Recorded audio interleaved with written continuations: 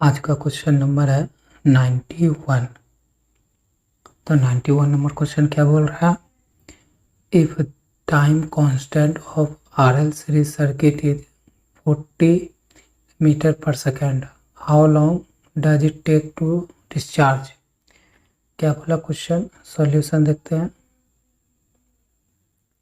बोल रहा है time constant of RL series circuit. RL series circuit का टाइम कांस्टेंट आपके पास दिया हुआ है कितना? देखिए, एक आरएल सीरीज सर्किट कैसे बनता है।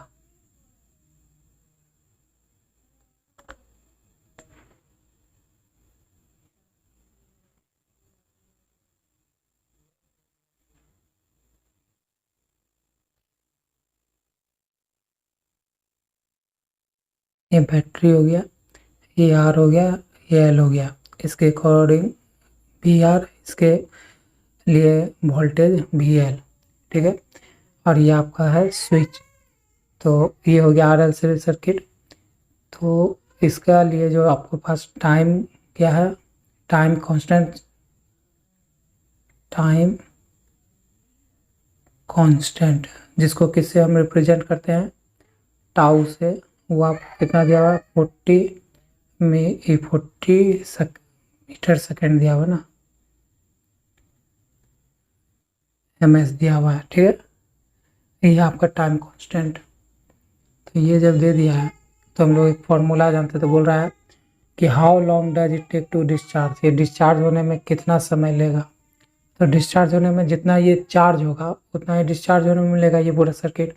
तो फुल्ली ये स्टेडी वैल्यू इसका जो हम जानते हैं, क्या जानते हैं कि स्टेडी वैल्यू, पूरा जो मैक्सिमम करंट अपने हाई वैल्यू पे पहुंचता है उसके लिए क्या होता है, टाउ का मान, ई टी का मान। तो वी नो डैट टी बराबर, जो जिस पे मैक्सिमम करंट क्या करता है, ये स्टोर कर लेता है। तो वो समय क्या होता है, तो टी बराबर होता है 5 इंटू टाउ। क्या होता है? 5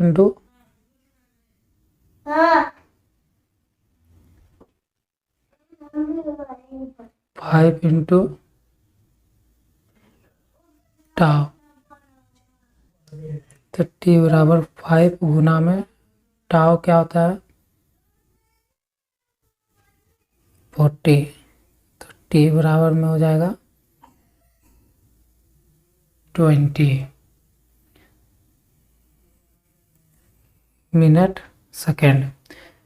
तो ये आ गया आपका टी का मान कि कितना पे ये, how long does it take to discharge, कितना समय लेगा डिस्चार्ज होने के लिए। तो 200 मीटर सेकेंड लेगा, ठीक है। तो आपको यहाँ ऑप्शन से हो जाएगा क्या, थर्ड ऑप्शन आपका राइट हो जाएगा,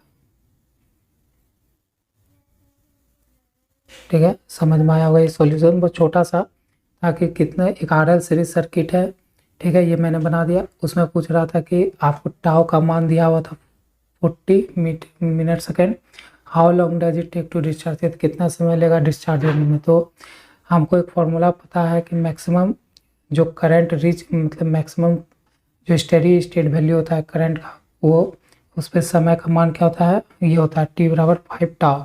तो जितना वो चार्ज होगा, जितना वो समय लेगा वो स्टेडी स्टेट करंट पहुंचने में, उतना ही ये सर्किट क्या होगा, डिस्चार्ज होने में भी समय लेगा, उतना ही लेगा। तो इसलिए ये फॉर्मूला है, इस पर ये रख दिए मान और हमारा ये आ गया। तो how long does it take to discharge, तो हम बोलेंगे टी बराबर 200 मीटर सेकेंड लेगा डिस्चार्ज होने के लिए। चलते हैं नेक्स्ट क्वेश्चन की ओर। अब हमारा क्वेश्चन नंबर है 92। 92 नंबर क्वेश्चन देखते हैं। In a DC RL series circuit, when current is at steady state value, the counter EMF is. देखिए 92 नंबर का सॉल्यूशन क्या है, कहता है कि एक हमारे पास आरएल सीरीज सर्किट है। तो हम एक RL series circuit previous question में बनाए, आपके लिए हम फिर से बना देते हैं। ये आपका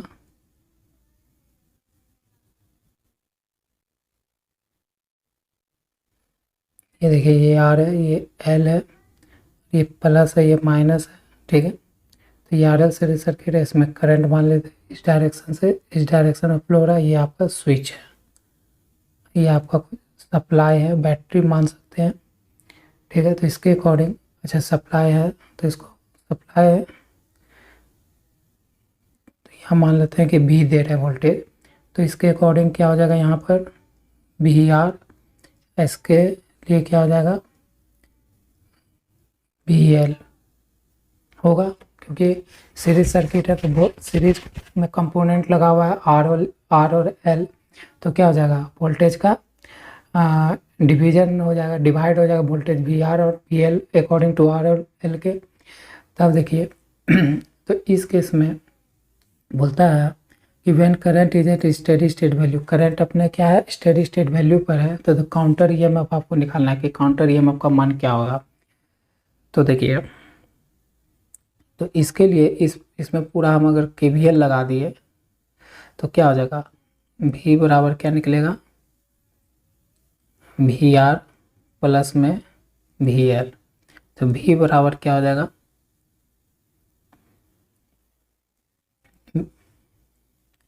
VR को लिखेंगे तो क्या हो जाएगा IR प्लस, और VL को लिखेंगे तो क्या हो जाएगा LdI/dt, यही वोल्टेज होगा। तो देखिए यहाँ पर मेन इस कंसेप्ट में क्या है, हमारा क्या है, यहाँ बोल रहा है स्टेडी स्टेट वैल्यू किसका, करंट का। अगर स्टेडी स्टेट वैल्यू का करंट का बना कर रखना है तो यहाँ जो ये हमारा V है ना, ये V, ये वाला V, ये हमारा क्या होना चाहिए, हर हाल में कांस्टेंट रखना होगा। तो ये कांस्टेंट रखने के लिए मान लीजिए कि हम IR ड्रॉप को बढ़ा रहे हैं, ठीक है। IR ड्रॉप को जब हम बढ़ा रहे हैं तो कांस्टेंट रखने के लिए उसी के साथ साथ क्या होगा मेरा कि LdI/dt का मान क्या होना चाहिए, घटना चाहिए। अगर ये बढ़ा रहा है तो ये क्या होना चाहिए, घटना चाहिए, तब ना कांस्टेंट बना रहेगा। तो इस ये बढ़ेगा और ये घटेगा तो हमारा V हमेशा क्या रहेगा, कांस्टेंट रहेगा। तो देखिए एक ऐसा पोजीशन आएगा कि हम इस I का मान बढ़ाते बढ़ाते तो ये हमारा dI/dt क्या हो जाएगा, 0। तो देखिए एक ऐसा कंडीशन आएगा कि हम IR को इतना मैक्सिमम कर दें कि LdI/dt का जो मान है, ये dI/dt का मान क्या आ जाएगा हमारा, 0 के बराबर। ये कितना आ जाएगा, 0 के बराबर। तो हमारा क्या बचेगा, V बराबर सिर्फ कौन बचेगा, IR बच जाएगा, ठीक है। तो IR बच जाएगा तो यहाँ पर dI/dt ये वाला 0 हो जाएगा। अगर ये 0 हो गया तो यहाँ से हमारा V अभी भी क्या है, कांस्टेंट है। अभी हमारा V क्या है, कांस्टेंट। इसका कहने का मतलब क्या है, देखिए हम अभी लिखते हैं इसमें नेक्स्ट पेज में कि हमारे पास V बराबर सिर्फ कौन बचेगा, VR का मान बचेगा, मतलब V बराबर IR का मान बचेगा। इसका कहने का मतलब है कि आपका जो VL है, ठीक है, VL means that dI/dt decreases, वो क्या होगा, डिक्रीज होगा बिकॉज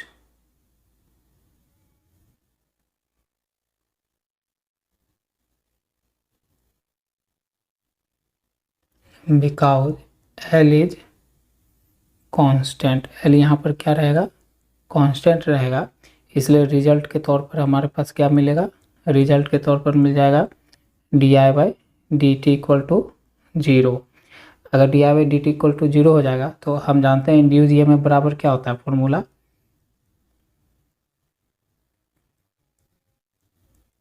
इंड्यूस ईएमएफ बराबर क्या जानते हैं कि E बराबर L dI/dt जानते हैं। और हम जान रहे हैं कि dI/dt क्या हो चुका है हमारा, 0 का हो चुका है। तो क्या हो जाएगा, ये इंड्यूस ईएमएफ बराबर L गुना में 0। तो E बराबर क्या हो जाएगा, 0 वोल्ट्स। सिर्फ इसको दिमाग में रखना कि जो RL सीरीज सर्किट होता है उसमें VR प्लस VL होता है ना, तो ये बढ़ेगा ड्रॉप तो इसको क्या होगा, घटना, या ये घटेगा तो इसको घटना होगा, क्योंकि हमको ये हमें हर हाल में क्या रखना है, कांस्टेंट। इसीलिए ऐसा हुआ। तो हम तो इसको नहीं कर सकते हैं, घटा सकते हैं, क्योंकि ये तो रेजिस्टेंस ड्रॉप होगा ही। तो इसलिए इसको बढ़ाएंगे तो ये क्या होगा, ऑटोमेटिक अपने आप कांस्टेंट रखने के लिए क्या होगा, ये घटेगा तो एक ऐसा पोजीशन आएगा जहाँ पर D I by D T क्या हो जाएगा, हमारा 0 हो जाएगा। जिस कारण से पूछ रहा है कि उस सर्किट में, ये आर एल सीरीज सर्किट में जो हमारा काउंटर ईएमएफ होगा, जो हमारा जितना करंट प्रोड्यूस होगा उसको काउंटर करने के लिए जो ईएमएफ प्रोड्यूस होगा, ठीक है, वो कितना हो जाएगा, एक समय ऐसा हो जाएगा कि जिस समय स्टेडी स्टेट करंट होगा ना, मैक्सिमम करंट, तो उस समय ईएमएफ का मान कितना हो जाएगा, 0 हो जाएगा। ठीक है, समझ में आया होगा। क्योंकि एल हमारा जो इंडक्टेंस होता है, जो हमारा इंडक्टेंस होता है वो क्या करता है, अपने मतलब जिसके कारण वो आया है उसका क्या करता है, अपोज करता है। ठीक है, चलते हैं नेक्स्ट क्वेश्चन में, आपको समझ में आया होगा। अब हम लोग क्वेश्चन नंबर आ गए 93 पर। 93 क्वेश्चन का सॉल्यूशन करते हैं। क्या बोल रहा है, when DC RL series circuit is broken the counter EMF is. क्या बोला, अभी हम लोग तुरंत क्वेश्चन नंबर कितना किए हैं, क्वेश्चन नंबर 92 इसी कंसेप्ट पे किए हैं। क्यों, वहाँ पर सिर्फ ब्रोकन नहीं था आरएल सीरीज सर्किट, वहाँ पर क्लोज आरएल सीरीज सर्किट है। यहाँ पर बोल रहा है कि आरएल सीरीज सर्किट क्या हुआ, ब्रोकन हो गया, तो कंसेप्ट तो वही रहेगा। तो चलिए मान लीजिए कि हम एक आरएल सीरीज सर्किट ड्रॉ कर लेते हैं।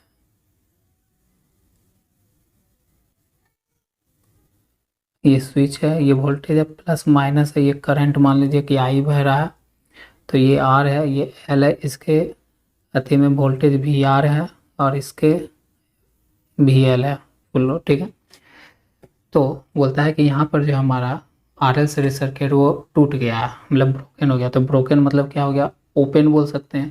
ब्रोकन का करने का मतलब क्या, ओपन। तो हम यहाँ मान लेते हैं कि ओपन हो गया है, ये सर्किट क्या हो गया है, ओपन है। ओपन होने का कारण क्या होगा, इसमें कुछ करंट जाएगा, कोई करंट तो, क्योंकि हमारा V बराबर क्या जानते हैं, V R plus V L. V L यही जानते हैं। तो यहाँ पर V बराबर, ये हम लिखे I R plus L D I by T T. तो यहाँ पर हम जानते थे कि V हमारा यहाँ पर क्या रखना है, कांस्टेंट रखना है हर हाल में आर एल सीरीज सर्किट में। तो यहाँ पर जब हमारा सर्किट क्या है, ब्रेक है, तो हमारा वहाँ पर क्या हो जाएगा, आई तो फ्लो करेगा नहीं सर्किट, तो आई नहीं फ्लो करेगा तो इसका मान यहाँ से जो वोल्टेज ड्रॉप है, रेजिस्टेंस के अकॉर्डिंग जो वोल्टेज ड्रॉप है वो क्या हो जाएगा, 0। तो आई आर का मान क्या हो जाएगा, 0। तो V बराबर 0 plus L D I by D T अगर होगा, तो देखिए ये अगर कम होगा तो इसको हमको, इस V को क्या रखना है, कांस्टेंट। तो ये तो ऐसे भी ब्रोकन है, तो ये कम होगा तो इसमें कोई ड्रॉप नहीं होगा, तो ये 0 हो गया। तो इसको तो बढ़ा कर रखना होगा ना, क्योंकि ये इसको मेंटेन करना है, क्या, कांस्टेंट मेंटेन करना है। तो ये कम हुआ इस बार कंडीशन में, तो ये ज़्यादा होगा, तो ये इस बार क्या होगा, मैक्सिमम होगा। तो हमको क्या मिल जाएगा यहाँ से कि V बराबर L D I by D T.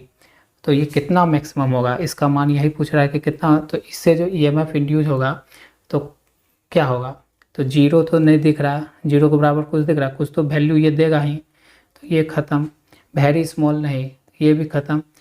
और तो एक ही ऑप्शन बच जाता है कि 100 of time larger than DC source voltage. इस वोल्टेज से क्या है, 100 गुना ज़्यादा ये यहाँ पर क्या करेगा, काउंटर ईएमएफ प्रोड्यूस करेगा। तो हमारा इससे कंसेप्ट से क्लियर हो जाता है। तो आपका ऑप्शन नंबर यहाँ क्या हो जाएगा, राइट, थर्ड। ठीक है, तो आपको समझ में आया होगा। चलते हैं नेक्स्ट क्वेश्चन की ओर। अब हम लोग का क्वेश्चन नंबर है 94 नंबर क्वेश्चन क्या बोल रहा है, ए 0.7 H Henry inductor has 30 ohm winding resistance. How long does it take a DC current to reach its maximum value in its inductor? देखिए इसका सॉल्यूशन।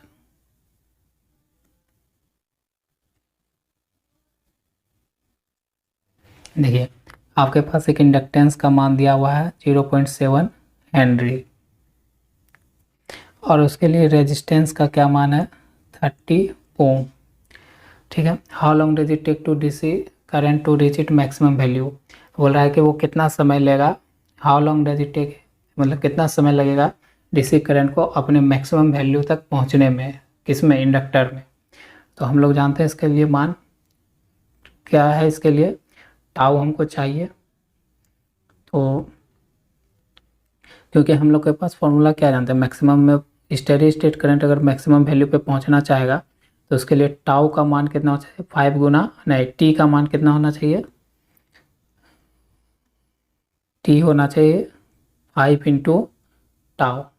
ये वैल्यू जानते हैं, जब करंट अपने मैक्सिमम स्टेडी स्टेट वैल्यू पे पहुंचता है तो टी का मान कितना हो जाता है, 5 गुना टाउ। तो हमको यहाँ से टाउ का मान चाहिए, तो टाउ बराबर क्या जानते हैं, आर बाय एल, यही जानते हैं। सॉरी उल्टा लिख दिया मैंने, ये होता है आपका एल बाय आर। तो टाउ बराबर क्या होगा, एल कितना है आपका 0.7, आर है 30, यहाँ से उड़ेगा तो 30, तो 7 डिवाइडेड बाय 30 मतलब 300 आ जाएगा। तो ये आ गया टाउ का मान। ठीक है, आप चलते हैं किस में, टाउ है तो ये इसका ऐसा यूनिट होता है ये मीटर सेकेंड। अब हम आ जाते हैं इससे, यहाँ एक कंसेप्ट लिखते हैं थोड़ा कि time taken by DC circuit to reach maximum value is t बराबर 5 टाउ। तो t बराबर अब क्या हो जाएगा, इस पे रख देते हैं फॉर्मूला, तो 5 7/30 से काट देगा तो 7/60 इतना होगा। और जब इसको आप डिवाइड दे दोगे इतना को इतना से तो आपके पास मिलेगा 116.7 ms। तो आपका जो मैक्सिमम जो करंट इंडक्टेंस में जो मैक्सिमम करंट अपने वैल्यू पर पहुंचेगा उसका मान आ गया 1.67, मतलब ऑप्शन नंबर 1। ठीक है, समझ में आया होगा, छोटा सा क्वेश्चन था। चलते हैं नेक्स्ट। अब हम लोग क्वेश्चन नंबर आ गए हैं 95 पर। 95 नंबर क्वेश्चन क्या बोल रहा है, the polarity of the counter EMF bye A falling current is dash source voltage. तो देखिए बोल रहा है कि जो हमारा पोलैरिटी होगा काउंटर ईएमएफ का, और उस समय अगर करंट गिर रहा हो, करंट में अगर, देखिए इसका सॉल्यूशन देखिए क्या बोलता है कि अगर हमारा पोलैरिटी ऑफ काउंटर ईएमएफ मान लेते हैं कि ईएमएफ जैसे सर्किट आपको बनाते हैं, मान लीजिए कि ऐसे लिखते हैं, यहाँ पर क्या दिया हुआ है कि जब हमारा करंट गिर रहा हो तो उस समय काउंटर ईएमएफ का पोलैरिटी क्या होगा, किसके रिस्पेक्ट में, तो सोर्स वोल्टेज के रिस्पेक्ट में। यही है कहानी, मतलब क्वेश्चन। तो देखिए क्या बोल रहा है, यहाँ पर हम लिखते हैं कि when the current is falling, जब हमारा करंट किस तरह का हो, जब हमारा करंट क्या हो रहा हो, गिर रहा हो। मान लेते हैं कि हमारा करंट यहाँ पर क्या बोल रहा है कि डिक्रीज होने के केस में है, तो हमारा उस समय क्या होगा, magnetic field start decreasing, current गिरेगा तो इसके अकॉर्डिंग से हमारा क्या होगा, इसके रिजल्ट में, इसके रिजल्ट से हमारा क्या होगा, हमारा जो मैग्नेटिक फील्ड है, मैग्नेटिक फील्ड डेंसिटी भी हमारा क्या बोल सकते हैं कि वो भी गिर रहा, वो भी डिक्रीज हो रहा है। डिक्रीज होने का, इससे डिक्रीज होने के कारण क्या होगा कि देखो मैं चित्र यहाँ बनाता हूँ। मान लीजिए कि ये मेरा, ये मान लीजिए ये एन है, ये साउथ पोल है, ये मैग्नेट है हमारा। ठीक है, और हमें कॉयल ले लेते हैं, इसको वाइंडिंग देके इसमें हम क्या लगा दिए, एक गैल्वेनोमीटर या वोल्ट मीटर लगा दिए वोल्टेज मेजर करने के लिए। ठीक है, तो देखिए तो ये आप क्या लिए, एक कॉयल लिए, इस पर कुछ इस तरह से वाइंडिंग है। तो देखिए हम जानते हैं कि जब ये मैग्नेट कॉयल के तरफ ले जाएंगे तो यहाँ पर हम according to the Lenz law, किसके, लेंज लॉ के अकॉर्डिंग क्या जानते हैं कि ये इसको क्या करेगा, अपोज करेगा। तो कॉयल जो है हमारा उसमें भी कौन सा जो नॉर्थ पोल के तरफ जो हमारा फेस होगा कॉइल का, उसमें भी कौन सा इंड्यूस हो जाएगा, नॉर्थ पोल होगा, क्योंकि इसको अपोज करना है। क्योंकि हम जानते हैं कि सेम पोल क्या करता है, रिपेल करता है। तो इसलिए लेंज लॉ के अकॉर्डिंग जब हम किसी मैग्नेट को किसी कॉइल की तरफ ले जाते हैं तो वो क्या करता है, उसको अपोज करने के लिए यहाँ भी हमारा कॉइल में भी क्या होगा, नॉर्थ पोलैरिटी डेवलप हो जाएगा। तो सेम पोल इसके कारण अपोज करेगा, ठीक है। अपोज करने के कारण तो इसमें करंट का डायरेक्शन क्या हो जाएगा, कॉइल में करंट का डायरेक्शन इस तरफ हो जाएगा, ठीक है, इनटू द पेपर हो जाएगा, मतलब क्लॉक, ये क्लॉकवाइज, ठीक है। तो देखिए अब बोलता है कि इससे क्या होगा, अपोज करना, तो ये मैग्नेटिक फील्ड जो भी यहाँ से ऐसे निकल रहा होगा ऐसे करके, ऐसे करके, तो इसमें भी क्या आएगा, अभी तो ठीक है हम मैग्नेट को दूर पास ले जा रहे हैं तो मैग्नेटिक फील्ड का स्ट्रेंथ भी क्या होगा, बढ़ जाएगा कॉइल के रिस्पेक्ट में। लेकिन आप बोल रहा है कि जब हमारा करंट क्या हो, फॉलिंग हो रहा, मेरा करंट क्या हो, गिर रहा, तो गिरने का मतलब है कि हम इसका मतलब क्या कर रहे हैं, मैग्नेट को क्या कर रहे हैं, उससे दूर ले जा रहे हैं, ठीक है। दूर ले जा रहे हैं तो हमारा मैग्नेटिक फील्ड घटेगा, तो हमारा बी भी क्या हो जाएगा, डिक्रीज हो जाएगा। तो यहाँ से हम जानते हैं अकॉर्डिंग टू लेंज लॉ, ठीक है, क्या होता है कि the direction of induced EMF will be such so as to opposes the direction in current.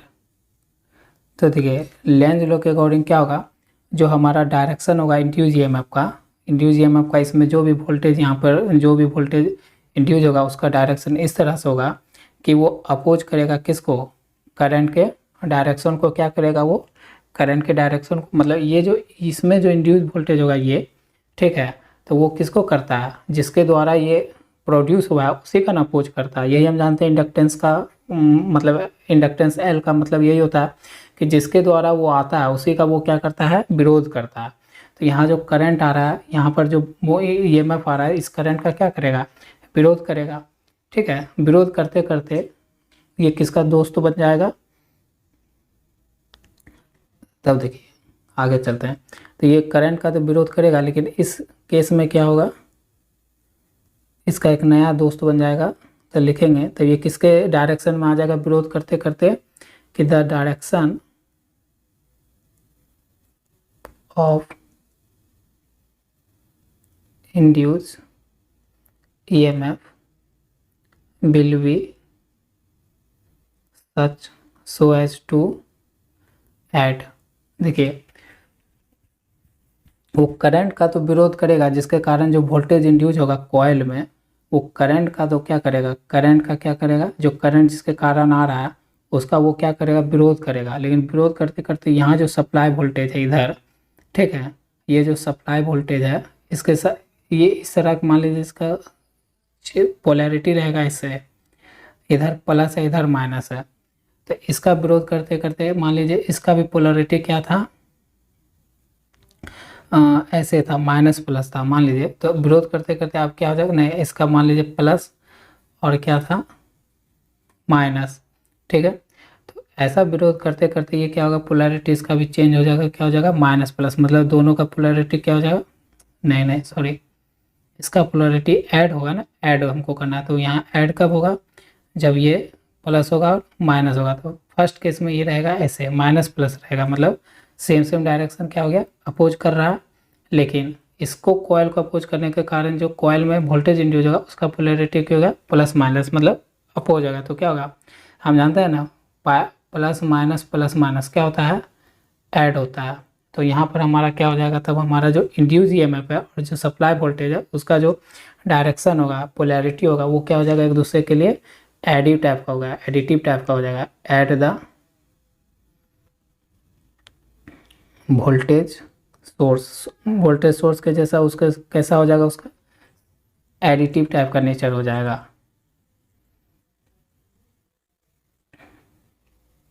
तो यहाँ से ऑप्शन क्या हो जाएगा, सीरीज एडिंग हो जाएगा। मतलब उसमें क्या हो जाएगा, दोनों वोल्टेज, सप्लाई वोल्टेज और ये दोनों आपस में जुड़ने लगेंगे।